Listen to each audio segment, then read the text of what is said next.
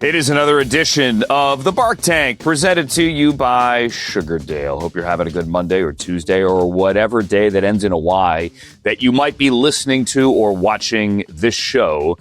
And wherever you find it, maybe the Cleveland Browns mobile app. My name is Andrew Siciliano, back at the home office here after thawing out. Browns lose and they fall to 3-11. They lose in Chicago to the Bears. Final score 31-3.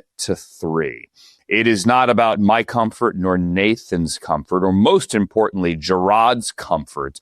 But let's get the cold out of the way. First, both teams played in it. For the record, the Bears obviously adapted to it better. But it was cold. To quote good friend and Hall of Famer Michael Irvin, when we played in the cold, we was cold. It was that bad. And I'm not exaggerating. It took in almost until the point we landed back home that I got full feeling back in my toes. Check that. I had feeling back, but they were still tingling. Still tingling. Because thanks to the Great Chicago Park Service, the heater under the desk wasn't working. And the windows were open. You want the windows open. You want the feel of the crowd. And in Chicago, you truly are in the crowd. You had Bears fans turning around with their beers, and they were polite. Don't get me wrong. They were winning. And they really, after the first quarter, the game wasn't that much in doubt. Browns had some fight in the third quarter. You thought maybe there with the Andre Schmidt 50-yard field goal that there was a little bit of momentum. Alas, it did not last long. But those Bears fans looking back at us, holding their beers, politely smiling and listening to Nathan and yours truly describe what was a disheartening loss. I mean, there's no really other way to say it. You could try to sugarcoat it, but I'm never going to do that. I'm never going to look at this camera or talk into this microphone and tell you that what you saw wasn't what you saw. You did see it. You saw Shedeur hit a couple of downfield shots to Isaiah Bond, who had a career-high 89 yards receiving. It has been great to unlock him these final 3 weeks and finally see that downfield threat that you knew you had when you got him on campus. But that was all the way back in August, as Isaiah Bond did not sign until after that second preseason game in Philadelphia. It was great to see that connection yet again. Almost had it a third time. I think Shedeur's arm might have gotten hit on that third attempted deep shot to Isaiah Bond, and then Isaiah looked back and he couldn't really find the ball. The sun was moving throughout the day. That was when it was in the shadows. Not sure if that affected it. He could have maybe angled back to his left to find it. You know, coulda, woulda, shoulda. It would have been a very difficult catch and readjustment. But yeah, I mean, that was a silver lining. The ball that Shedeur threw to Jerry Jeudy that he couldn't hang on to on the pylon, that was a dime. If he caught that ball, that is one of the throws of the day. Not just in our game, but around the entire NFL. Matthew Stafford made some amazing throws. Obviously, Caleb Williams, that throw to the back of the end zone over the hands of Ronnie Hickman and Grant Delpit and into the hands somehow of DJ Moore. That was a ridiculous throw as well. But that Shedeur ball placement to the pylon into Jerry Jeudy's arms, it couldn't hang on, I get it, was as good a throw as Shedeur's made all year. Now, the one against the Raiders, obviously, is the one that we think is his best throw, the deep ball to Isaiah Bond, where he got around the blitz and he somehow on the run threw the ball 55 yards in the air. But the ball to Jeudy was ridiculous. And if you go back and you look at the tape, he recognized the coverage. He knew he wanted to throw it. He looked left. Obviously, the throw went right. Took the snap, looked left, turned, and threw. It wasn't turn, look, do I have it? Okay, now I'm going to throw it. It was look left, bam! It was a beautiful ball. And again, unfortunately, Jerry Jeudy cannot hang on. Obviously, there are some defensive flowers to hand out. Carson Swessinger continues to be unbelievable. He had a career-high 14 tackles for the rookie linebacker, the 33rd overall pick. That is his sixth game with double-digit tackles and his fifth consecutive. He not only leads the Browns in tackles, but his 125 is by far the best single-season tackling effort for a Browns rookie ever. Whether it's post-99, pre-99, I don't care. He has passed Wally Rayner. Remember him, the linebacker who, as a rookie, posted 108 in the rebirth in 99, and then Boss Ward, TJ Ward, in 2010. Before he went to the Broncos, he had a .05 as a rookie. Big number 43. Big number 49. Pretty amazing. Want to go back, if I could, 2 quick Carson Swessinger stories. Want to go back to the day he came into the building.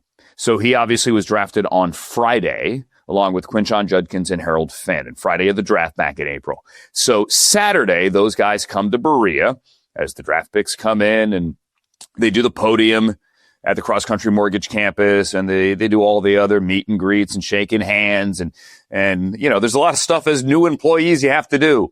You know, you equipment and HR, just like any other job. But they sat down and they did interviews for the show, the Bark Tank. I don't know if we played this clip. I think we might have back in April. But talking to Carson Swessinger, and said 49, because that's what he wore at UCLA. 49, man. Has there ever been a great linebacker that wears 49? As much as Nathan and Bo are uniform snobs, like, oh, that uniform doesn't look great. Oh, what a great uniform combo. I love them for that. That is their thing. Not mine, but that is their thing. I'm a big fan of numbers. Like, how does that number look? And 49 is an odd one. We can all agree on that. And I said to Carson, we're sitting there, and I said, man, 49, like, has anyone ever made 49 look good as a linebacker? Has there ever been a great 49? And he nodded his head and said, well, I guess I'll have to be the first. I'm like, you know what? I like this guy. I like this dude. Well done. Well said. And you know what? He backed it up. He has absolutely backed it up. And if Carson Swessinger decided to go home for Christmas right now and never take another snap, he is the NFL Defensive Rookie of the Year. Period. And there is no conversation. I mean, Nick Eamon-Worry's doing very well. The safety, the second-round pick out of South Carolina in Seattle, but can't hold a candle to what Carson Swessinger has done. Was down on the field before the game talking to him. And listen, we're all talking about the cold, right? It's the only thing. And Carson's out there really without a coat. I mean, he's just warming up in a hoodie. And he's out there, as he is every game day, playing catch with fellow rookie linebacker Easton Mascarenas-Arnold, 2 Southern California kids. And we're laughing and joking, and everyone's over by. So down to the sideline, you see the heaters. Check out my Instagram. I put them on there. They're like basically jet engines down there to keep you warm. And when you are by them, you are warm, with the exception of yesterday. It was so cold yesterday. And when I woke up and I walked to get a cup of coffee at 6:30 in the morning, Sunday, we're in downtown Chicago. My iPhone said, and I took a screen grab, I posted it on IG. My iPhone said negative 15 degrees with the wind. So it was so cold, and everyone noticed that when you were by the heaters, it actually took 5 to 10 seconds before you felt the heat. And they're jet engines. That's how cold it was. Anyway, Carson said that he thinks the coldest that they had played in at UCLA, his coldest game ever, was like 45 degrees maybe at the University of Washington up in Seattle. And he said if you cut that temperature in half and then cut that temperature in half again, he goes, we're still nowhere close to what this is going to be. And he was laughing about it. And you know what? He backed it up. Didn't care. Didn't care. Went out there and played his tail off. Talking to Rex Sunahara before the game, he said that this cold reminded him of his, I believe he said 2015 final game in high school, Bay Village against Benedictine. It was his final game and Jerome Baker's final game, Jerome for Benedictine. And he said it was maybe 0 negative with the wind chill. He said this was the only thing comparable. He thinks that game back in 2015 was actually colder. I said, who won? He goes, oh, Jerome and them kicked our you-know-whats. But that was the only one. All right, let's get to Myles. What Myles Garrett is doing is unbelievable. We know that. I mean, what Kevin often falls back on the what more do you want me to say? He is that good. He is the best defensive player alive. And I think the argument needs to be made now. And I did a deep dive during the week. Is he the greatest Browns defensive player of all time? Len Ford is in the Hall of Fame. Kids, go back and Google Len Ford. Clay Matthews should be in the Hall of Fame. I say modern era player modern era when I was a kid, right? Clay was great in the 80s and the 90s. Clay Matthews was the one who called game and picked off Jim Kelly in the divisional round to end that playoff game when Kelly threw for like 500 and Thurman Thomas had 200 yards receiving. Clay Matthews should be in the Hall. Len Ford already is. Len Ford, part of great Browns championship teams in the 50s, a beast. Google him. But when all is said and done, Myles Garrett will be the greatest defensive player to ever wear an orange helmet. Period. And what he is doing now will have one day its own display in Canton. And that one day is likely this summer because the people down at the Pro Football Hall of Fame are great in turning this stuff around. And maybe it's this week that his jersey is going to go there to commemorate breaking the all-time single-season sack record. Myles had 1.5 yesterday. There was maybe a 10-minute window there where we didn't know if he was going to get a full sack or a half sack when he shared that one with Shelby. So, little insight here. It's called the NFL official stat machine. I mean, it has a different name. I won't bore you with it. But it's what all of us who are broadcasting games, we have that open on our computer. And the official scorer, like the official league ruling on every play, penalty, down and distance, yardage, completion, sack, everything is in there. When Shelby and Myles got there together, my call was they get there together. Who's going to get the sack? Is it a full sack? Is it a half sack? What is it? And if it's a full sack, Myles is going to be at 22. And Nathan, we both were like, we think that's a half sack. So we looked at now Browns Twitter, NFL Twitter, all around football Twitter was going nuts. Hey, he's up to 22. He's a half away. And Nathan and I are like, I don't think so. I don't know. And so we looked down at the computer and the computer just said Caleb Williams sacked. It didn't say who had the sack. You never see that. Sometimes you do, but rarely. And so we kept looking and looking and looking. And on your browser, it automatically refreshes. You don't have to hit refresh or F5. It just keeps going. And they took a TV timeout. They ran 3-4 plays after that. Because remember, after the sack, Cairo Santos missed the field goal. So they kept running a couple of plays, TV timeout, and there was still no decision. Eventually, they made it a half sack, which is what we thought it should be. I think they got the call right. But Myles also had a TFL. So he, with a sack and a half and a TFL, he now has 8 consecutive games with a sack. That is nuts. Longest active streak in the NFL. 8 consecutive games with a TFL. That's pretty ridiculous. All I ask is that he breaks it in a 16-game season. That's all I ask. Coming up will be game 15. The Bills come to town Sunday. It should be cold, maybe even some snow, dress warmly. And that will be game 15. Now, game 16 is the week after that, the week after Christmas. That's the Steelers. Myles has never sacked Aaron Rodgers. There would be something poetic there, breaking a TJ Watt record as well. Wouldn't that be nice? Sack Aaron Rodgers, break TJ Watt's record. That would be cool, wouldn't it? Mm-hmm. It would be. Not trying to be smug, but it would be. But it would be great to get Josh Allen as well and break that record this week. Either way, in front of the home fans, it is going to happen, but take the debate out of it. Strahan got there in 16. TJ got there in 17. Let's do it in 15. Wouldn't that be great? And then there is no debate, as the NFL will eventually add another game to the schedule. That is going to happen 2029 in all likelihood. Get ready for it. It'll be an 18-game season. Not guaranteed, but quite literally, quite likely, I beg your pardon. If Myles can get it in 15, that would be nuts. He had one more TFL, so he has 32 TFLs on the season. The all-time record by the other Watt brother, JJ, in 2012 is 39 TFLs. No one else, by the way, has ever come close. Myles is only the second player behind JJ to ever get 30 TFLs, ever. He's at 32. 7 more can happen. And if that's the case, it'll be the greatest single-season defensive effort by one player ever. My opinion, obviously. My opinion only. But if you get the TFL and the sack record in 1 year, I don't care what the record is. Put him in the MVP conversation.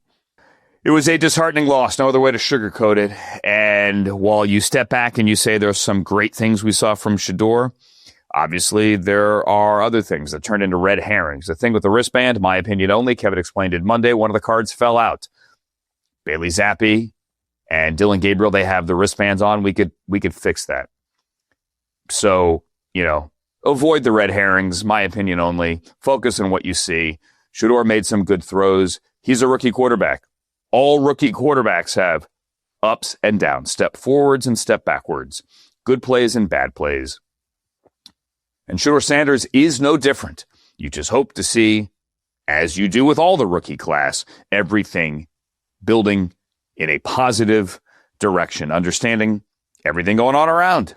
A long list of injuries on both the offensive and the defensive line. Tip of the cap to Mo Hurst, waiting for a call, came back, was sitting at home in Texas and working hard, waiting for a call. What a cool story that is for him to come back. Teammates needed him, came back and got some run yesterday as well. Offensive line, makeshift as much as you can do. Get out there, guys battling. Tip of the cap to Joel Bitonio, who always answers the call and did again yesterday, logging a full game at left guard. Can't say enough about him, truly. As for the injuries, Kevin didn't want to rule anyone out on Monday for Week 16. That is anybody that didn't play in Week 15. So that includes notably David Njoku, obviously, and Jack Conklin and Denzel Ward. So fingers crossed on any of those guys. And now for the headliner of this week's edition of the Bark Tank. Sometimes you don't need to look back, and it's better to look forward. So we've unpacked what happened at Soldier Field. Let's move forward to this week's opponent, Week 16's opponent. And when you read about the Buffalo Bills, you need to be reading this guy, or you don't have the entire story. It's Tim Graham from The Athletic. That's only part of Tim's story. He is the pride of Windham High School in Portage County. He is the pride of BW when the Browns used to practice at BW.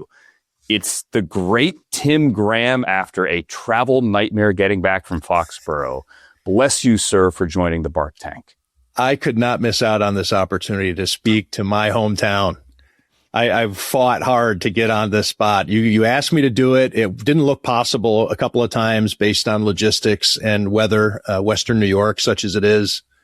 But we made it, and I insisted upon it. Thank God we made it, and we're happy you're here. After the Bills found a way, I guess their only way to do it these days is just get down double digits and then rally back. It's one thing to do what they did against Cincinnati and steal Joe Burrow's soul with those two scores late, but to be down 21-0, Tim, when the Patriots are about to celebrate their division championship, ending the Bills' reign of 5 straight years atop the AFC East, put into words what that was like? Not only did they do that, there was only one takeaway in the game, and it was a Drake May arm punt. It was a 3rd and forever that Drake May threw down the sideline that Tre'Davious White probably should have dropped on purpose. But, he's a veteran and he hasn't gotten a lot of picks. It was actually a great catch he made. It was too. Fantastic. Yeah. And it's hard to tell a competitor to not do that, right? And plus he may have needed to make a play like that to stop the catch from happening because it was one of those types of plays. But anyways, it was a meaningless takeaway in the grand scheme of when you talk about the importance of that. And the Bills are just able to do it. Unlike with Joe Burrow, when it was a pick six, followed by, on the very next Bengals snap, another interception. The Bills needed some defensive gymnastics to pull that game out. This was pure offense with some stops. The Bills couldn't stop them, couldn't stop the Patriots. Drake May looked every bit the MVP candidate. They're chanting MVP at Gillette Stadium, and rightfully so. I'm starting to write my story. It's 21-0. And then even when it's 24-7, you're like, well, man, these Bills just don't have it today. And then it's, the classic saying of flipping the script. And that's what it was. It was the 180 degrees. The Patriots were 3 and out, and the Bills just could not be stopped. And we've been talking to them all year about what is it, in terms of halftime adjustments. And really, I think that in sports, it's hard to put a finger on it, even as you're doing it. The Bills know what they're doing and they know they're good at it. But I think a lot of it comes down to sports psychology and a belief of just that not crumbling, the idea that we're always in it. Of course, Josh Allen helps you with that. But the fact that they've done it before. And so I had some of those conversations in the locker room, chicken or the egg. Like, how do you do this? Well, you have to do it a couple of times first. But it's just amazing to watch. And I think probably as recent as a month ago, I felt that this Bills team did not have that magic, that weird mystique of, man, these guys just figure it out. And they were kind of dull and they were plodding through it. But they've been turning into those Bills here the last few weeks, and with different primetime quarterbacks, or I should say marquee quarterbacks, falling out of the playoffs. This could be the clearest path to the Super Bowl for the Bills. And I'm sure we're going to get into it, but probably not their best team. So that is where everybody around Western New York is gnawing their fingernails off right now. Yeah. So, I mean, let us get into it, because as we sit here, we're recording this Monday night. The Steelers, looking over my shoulder here, are taking the field right now to play the Dolphins. They lead the AFC North. The Ravens right now are below the cut line, but they have to play again week 18. So there's a good chance Lamar Jackson is not in this. And combine the Bills comeback with 3 hours later, Patrick Mahomes' injury. No one is reveling in a man's torn ACL. It looked as if, even before the Bills took the field, that the Chiefs were on life support and they likely would miss the postseason. But I can't imagine the euphoria, and we're still 10 days before Christmas, but waking up this morning knowing, hey, we're not dead yet. We're only a game back in the AFC East. Like, good chance we make the playoffs here. We're going to make it. And the Chiefs are out of it. Mahomes is out of it. We don't have to worry about them. The Ravens are a good chance out of it. Like, this is it. We've shown now we can beat the Patriots. Got to worry about potentially going to Denver because they're probably the 1 seed. But this is, with an imperfect team, maybe our best shot. How do you wrap your head around that? Well, yeah, it is tough to go through it. It's amazing that the Patriots of all teams are the ones that are going to keep the Bills from possibly, or probably right now. I think there's a 25% chance based on the different simulators that are out there that the Bills could win the division and host a game in the playoffs. But it looks like the Bills are going to be on the road. And it's tough to win 3 road games to get to the Super Bowl. 3 road games against playoff teams, against division winners, probably. You mentioned Denver. How about Houston? I mean, Houston just destroyed the Bills. You don't want to have to go 3 there weeks again. ago. Oh, I mean, the defense is off the charts, and the Bills had no answers through that entire game. The Bills have problems on offense with their wide receivers. Anything outside of Josh Allen, running back James Cook, and a tight end or 2, depending on who's healthy. The Bills, their offensive line, of course, want to leave those guys out. But in terms of weaponry and what a defense needs to worry about, nobody has to worry about the Bills receivers. But winning on the road 3 times that's the thing. And the fact that it's the Patriots who kind of came out of nowhere. The Bills heading into the season were the preseason favorites of all preseason favorites to win their division. Nobody had better odds to win their division than the Bills because it was supposed to be a cakewalk. You didn't have to worry about the Jets and or the Dolphins. In fact, the Dolphins going into the season had the most stability of any AFC East team other than the Bills. Wild. Patriots with, obviously, Vrabel's not a first-year coach, but with a changing of the guard and a second-year quarterback and so many different questions. I saw a stat, the Patriots, 30 players on their roster were not on their 53-man last year. I think when the Browns were there, what was that, week 9? I think it was week 9. I think that number was even higher. At the deadline, Vrabel took care of a lot of family business and got a lot of guys out of there. But yeah, I think it was even higher at that point. And the Patriots are number 2 to the Browns in rookie snaps. So they're young players. They're transitioning, and you would have thought, well, the Bills at least have another year to go before you need to worry about the Patriots being closer than they appear in your rearview mirror. But now here they are ahead of them. And so the Bills, with, like we said, all these things that are setting up for them as the AFC East erodes a little bit or has a down year, however it turns out to be when we look back 5 years from now as to what 2025 meant for the AFC and people like Lamar Jackson and Patrick Mahomes and Joe Burrow. It is just set up to where they're going to have the hardest road, and their defense can't make a stop all the time. And I think it'll be interesting against, the Browns and the defense that they have. That's not to say that, the Browns should be favored to win the game, but I don't think that there is any game that the Bills have gone into in which, they've necessarily demonstrated dominance. It hasn't happened against the Steelers, but they also had defensive help there with defensive touchdown. It's just anybody can beat them, but yet they still might be the best team in the AFC. And what gets me is, and you and I talked, it was back during training camp in August, during the whole Hard Knocks thing, where this was the setup where all the pieces are in place. You go get Josh Palmer, second year for Keon Coleman. You bring in, you mentioned Tre'Davious White. You draft all these pieces on the front seven defensively so you can finally get to Patrick Mahomes when you face him in the postseason. Josh doesn't have to play hero ball anymore. Yet that's how they're winning now. And I feel like to a degree, it's you're embracing it, not you, but they're embracing it now. All right, this is how we're going to have to do it. The other guys are gone.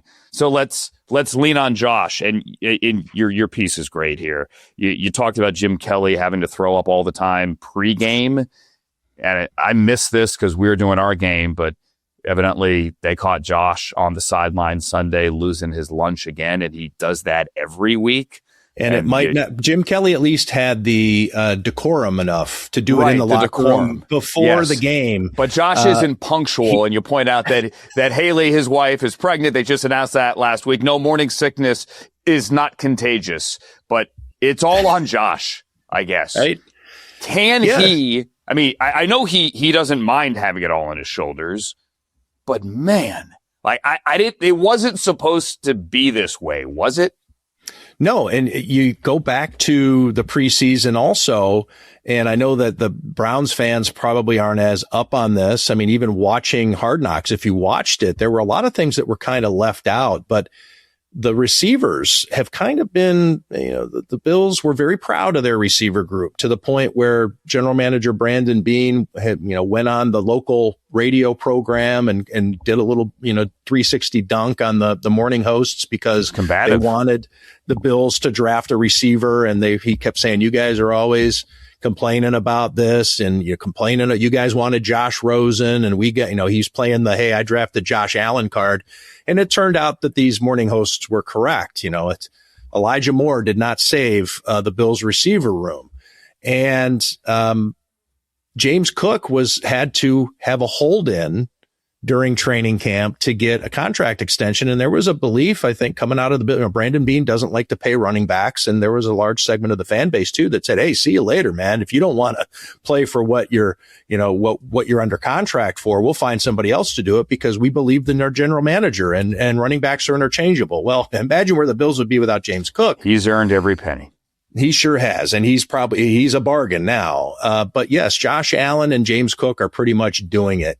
And this is an interesting thing and we can talk about it if you'd like. But, I brought it up to a couple of guys in the locker room and they laughed at me, but I said it, I prefaced it by saying, look, I know this sounds ridiculous, and this was maybe, I don't know, a month and a half ago, but the Bills had lost a handful of games in which the running game had been eliminated and Josh Allen doesn't have receivers to throw to.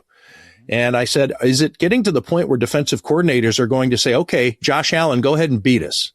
We're going to take away the running game and we're going to dare Josh Allen to beat us, which sounds blasphemous, right? He's the reigning MVP. He is one of the greatest quarterbacks. And I know I'm going to sound like a homer, but look, anybody who is familiar with my work, I mean, believe me, I do think he's one of the greatest quarterbacks of all time. I mean, this guy's a Hall of Famer. And the idea that you're just going to say, go ahead, Josh, go ahead and try to beat us. We're just going to take away the running game. And a lot of times Josh is like, you know what? I don't have anybody to throw to. My guys aren't getting open. My receivers aren't getting separation. Keon Coleman, their 33rd overall pick from just last year, is having trouble not being a healthy scratch because he can't show up to meetings on time. Their dangerous tight end, Dalton Kincaid, has trouble staying healthy. Joshua Palmer has trouble staying healthy. Curtis Samuel and Elijah Moore, when they were on the team together, were healthy scratches early in the season. I mean, they just can't get it going with these receivers. And that's where if Josh Allen is able to pull this off, I mean, we're going to be witnessing a legendary home stretch. And I think fantastic. He can do it. Yeah, I think he can as well. I'm Team Josh all the way. I've been a huge Josh Allen fan, and I think he could. I think, look, there's a lot. We could do hours here on what the Chiefs mean to the NFL, and are we better with them or without them, and why fans hate them. It's not worth it. But some guys have fought and battled and are good people. And if they win, I think that's good for the league too. It's good for the Buffalo fan base. It's good for Josh Allen. It's a great story. It's hard to dislike Josh Allen. Now, that said, I'd love if Myles Garrett sacked him 4 times and got the record and got it out of the way with 15 games, because TJ Watt got to 22.5 in 15 games. Now, he got it in the Steelers' 17th game, but he only played 15 that year. Josh Allen was sacked 8 times against Houston. To go back to that game, he was hit 12 times, and 7 of those 8 sacks came in the second half. So they can happen in bunches against the Bills. Now, that's unusual, though. But when you have great pass rushers, which the Bills haven't necessarily faced like they do with Myles Garrett, and the Bills defense, the Browns defense, I mean, is legit. I think that those, the Bills could have trouble. Yeah. No, let me correct myself. It was 16 games, not 15. They played 17. He played 16. Either way, it would be great to see. You're coming in for this one, right? I will be there, yes. Okay. Do you have any favorite Browns BW stories from back in the day that you can share in this forum? They were kind of we saw those guys on campus all the time, and the Indians would show up on the campus too. They would come and use Baldwin Wallace's batting cages and indoor stuff because they were close by the airport. And I think our facilities, strangely enough, even back then in the late 80s, early 90s, were better than what the Cleveland Indians had down at Municipal Stadium. Not surprising. And so we would see, and I never got into one of these games, but Bernie and Albert Bell and different guys, Joe Charbonneau would be on campus, and they'd be Joe Charbonneau was long retired, but he still would come around, and these guys were just like playing in Ersprung Gymnasium, pick up basketball. And it was amazing to see because Bernie Kosar was every bit the basketball, what you would think is what he was on the basketball court too. You're like, how is this guy even getting up and down the court? And then of course he's just like pinpoint passes, didn't miss a shot, all it was elbows. Just like, he was just, you're just like, yeah, I'm going to guard that guy. And then probably, within 2 minutes, they're like, why am I guarding this guy? Did you ever play pickup with Albert Bell? No, I didn't. I would watch, a couple of times, and usually they play, because they're elite athletes. We'd be on the adjacent courts playing, but usually they were playing with guys from the actual basketball team. They wouldn't have wanted somebody like me, gumming up the works when they're trying to run up and down the court. Dude, I like if you had, that would be the most ridiculous story if you got into some fight with Albert Bell in a pickup game in college. I once got crossways with Albert Bell when I was working in Las Vegas. I was at the Las Vegas Sun, and he was in town, and it was at the time when the baseball was announcing its award winners, and AL MVP was going to be the next day. Well, he was staying at the Mirage. Well, I didn't know where he was staying, because that's part of the story. So hang on. So he's in Las Vegas. And he's got some party that he's going to throw for winning the MVP. And Mo Vaughn wins the MVP. And that's the year, if you take a look at the stats, it was clearly like the writers just were not going to give it to Albert Bell. And so I was calling up to get his reaction, because here I am, I'm a young reporter in Las Vegas. And I'm like, hell, what do I care? I mean, Albert Bell's here in town. I'm going to try to get a big scoop, right? I mean, whatever. So I start back when you could do this. A lot of people weren't under assumed names, but, we had to call the hotels all the time, celebrities coming through different events. I had the numbers to most of the switchboards memorized. And so I just start calling all the nice hotels. And MGM, we don't have anybody under that name. We don't. And plus I'm thinking under an assumed name, whatever. I'm probably not going to find them. Well, I get to the Mirage, I get further down into the list of nice hotels. And sure enough, they send me right through to, Bell, Albert, I even said I checked a Joey maybe then just to see, cause he's in Vegas. Maybe he's going back to the original personality. And so, he answers the phone. What do you want, meat? He doesn't know who I am. What do you want? Meat. What do you want, meat? Yeah. What do you want, meat? Like, I could be Pat Corrales calling, or I don't know who the manager would have been at that time. I could have been Mike Hargrove, Peter Uberoth, or whatever. I don't know. I could have whoever, the commissioner. Faye Vincent. Yeah. What do you want, meat? And I said, hi, Albert. My name's Tim Graham, a reporter with the Las Vegas Sun. Click. So I'm like, I got him. I know where he is. You could have been Fernando Vina. So I called back. And I said, I kind of hatch a plan just to keep him on the phone. And there was a big Tyson fight in town, I think that weekend or maybe in the weekend after. And same thing, just like he's like on a robocall. I mean, he wasn't upset. He says, what do you want, meat? I said, Albert, I'll give you Mike Tyson tickets if you talk to me and give me an interview here he's like, what? Really? Who is this? I said, it's Tim Graham from the Las Vegas Sun. Click. And so that Did you have the Tyson tickets? No, of course not. That would have been unethical. Of course it would have been unethical. I just needed to keep him on the phone for a second. I just needed to get his attention so he wouldn't hang up on me. So that's my big Albert Bell moment. I was, I don't have one like that. Not that I'm trying to match your story. My best Albert Bell memory was I was at the game in 95, the first playoff game since 54, when he took Rick Aguilera out to tie the game. And remember Kevin Kennedy took his bat and then he stood up there on the top step of the dugout and he pointed to his bicep because that was the year that he got suspended for corking the bat. And he goes up there and he's like, it's right bleeping here. If you read his lips on the NBC broadcast, that was game Tony Pena hit the walk-off. That's my favorite Albert Bell memory. Kevin Kennedy years later told me, I worked with him at Fox Sports Radio, that Theo Epstein had told him that when Bell hits his first home run, if he hits his first home run, you are hereby ordered to take his bat. And Kevin Kennedy, now this is years later, said, whoa. You're poking the bear if we do that. I don't want to do that. I said, no. That's an order. And so he's kind of was trying to say, I didn't want to take his bat. I just had to take his bat. I don't know that I disagree with that strategy. I mean, you're poking. If he just hit a home run, he's probably on it a little bit anyway. So, let's see what we can do to knock him off track, because he's easily knock-off trackable. He is knockoff trackable. Yes, that's a verb. Indians won that series in 3. They swept them. Anyway, Tim, this has been fun. I appreciate you. You've had a horrible travel day. Last thing you needed to do was this. Thank you, sir. Travel first safely. Thing I needed to do was this. You're the greatest. We will see you at Huntington Bank Field on Sunday, I assume? I will be there.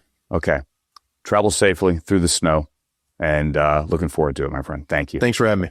Let's do now what is sizzling, presented by Sugardale here in the Bark Tank as we look around the AFC North. I really am having a hard time putting into words how intriguing, and I don't mean this like gallows humor. Obviously, they're a division foe, but how intriguing what is going on in Cincinnati is to me right now. From a national perspective here, and from a local perspective, an AFC North perspective as well. Joe Burrow's comments last week about, I don't want to do this if I'm not having fun. Those comments came on his 29th birthday, and a lot of people just stepped back and said, wait a minute, Joe, what do you mean? And said, do you want out? And is this kind of like an Andrew Luck situation brewing where you're just going to come in one day and say, I'm retiring? Is it a scene at Office Space where it's, I don't like my job and I don't think I'm going to go anymore? You mean you're going to quit? No, I just don't think I'm going to go. Is it something like that? And then the Bengals went out, and despite 39 minutes of possession Sunday at home against the Ravens, they get shut out. Wrap your head around that. 39 minutes time of possession, and you get shut out and you lose to the Ravens. Zach Taylor was adamant on Monday that Burrow is going to play the final 3 games of the season, despite the fact the Bengals are now officially eliminated, one of 12 teams to be eliminated. Browns obviously included here as well. And when pressed why, Zach said, well, because we want to win, which is the right answer, clearly. But it bears watching what happens in Cincinnati in the offseason. Not rooting for any kind of scenario, but it is one of those scenarios. It is one of those teams for which there are many question marks. Joe Burrow looked listless. Let's put it that way. Browns end their season week 18 in Cincinnati. That game will have some intrigue, certainly. And don't yet know when that game will be. Remember last year, we played Saturday in Baltimore as part of an AFC North doubleheader. We played the Ravens, lost to the Ravens in the early game. Bengals and Steelers playing in the late game. Huge game there for the division. Right now, it is the Ravens on top, or beg your pardon, the Steelers on top of the Ravens here. The Steelers, and we're recording this Monday before their game against the Dolphins. The Steelers are 7-6. The Ravens are below the cut line at 7-7. So the Steelers go to Detroit next week, followed by their trip to Huntington Bank Field. The Ravens get New England this week, followed by a trip to Green Bay, and then Ravens and Steelers in Pittsburgh week 18, with the AFC North still very, very much up for grabs. Thank you for listening to and watching another edition of the Bark Tank presented by Sugardale. As always, we try to shoot straight with you. We all know that Sunday in Chicago was not good. And you got to dig yourself out of it and find a way to finish strong in these final 3 games. What are you looking for? What are you watching for? Why do you care? Well, because we're all Browns fans and we all do care. And this team cares as well. You care about Myles Garrett getting that record. You care about Shedeur Sanders continuing to grow. And you care about beating the Buffalo Bills with Josh Allen coming to town. We will see you Sunday at Huntington Bank Field, and we will see and talk to you right back here in the Bark Tank coming up next week's edition from the Cross Country Mortgage Campus in Berea. I'm Andrew Siciliano. So long, everybody.